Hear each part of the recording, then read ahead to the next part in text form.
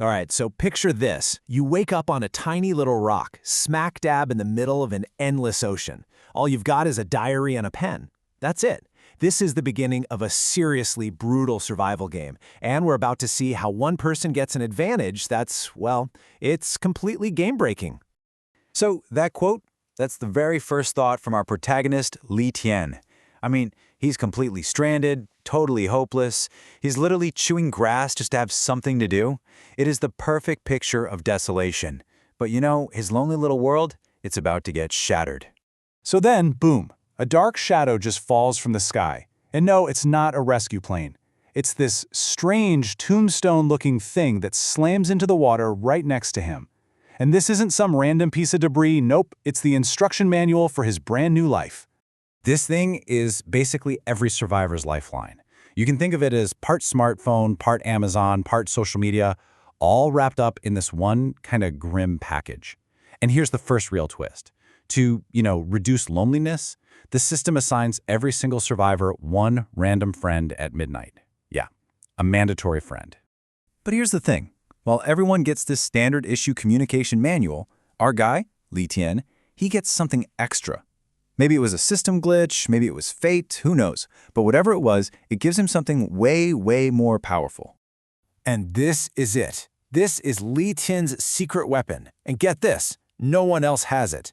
Every 3 days, he gets a chance to get some random, powerful, maybe even legendary item. Something that could totally change his odds of survival, all while everyone else is just, scraping by. And you can see the insane imbalance this creates right from day one. I mean, look at this. A normal survivor, they get some bread and water. Great.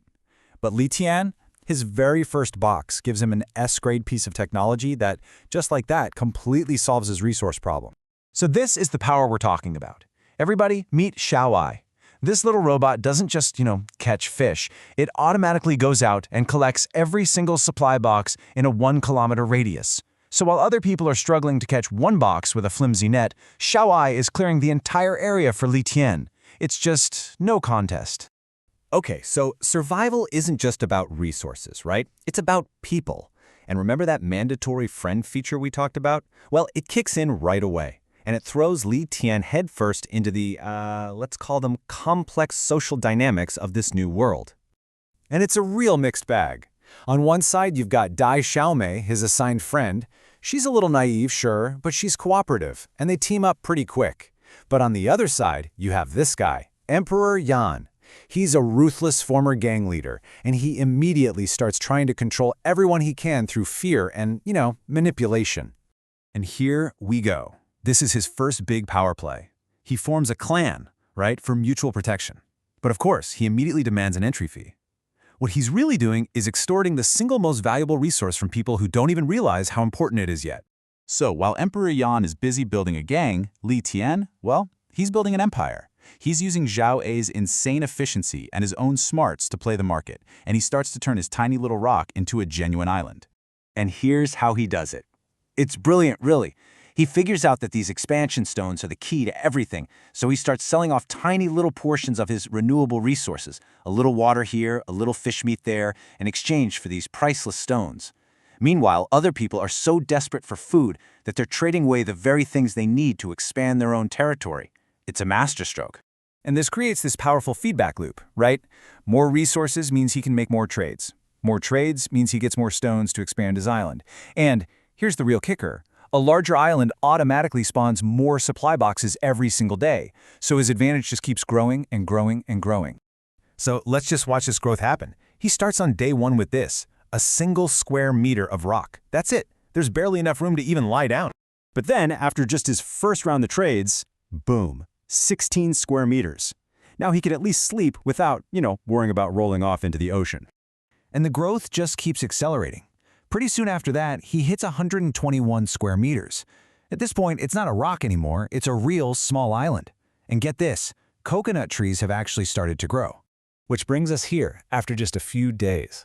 We're talking over 3,500 square meters. He's got a farmhouse, a stone house, a whole little ecosystem going on. All while most other survivors are still stuck fighting for scraps on their tiny little starting rocks. But just as Li Tian really starts to establish his dominance, the world reminds him that this isn't some simple resource management game. the environment itself starts to change, and a new, much more dangerous threat starts to emerge. The first sign? It's the weather. It just starts getting colder. Then, new items start showing up in supply boxes. Things like cotton-padded coats. The message is pretty clear. A new, much harsher season is coming. But you know what? As dangerous as a coming winter sounds, it's not the biggest problem he's going to face.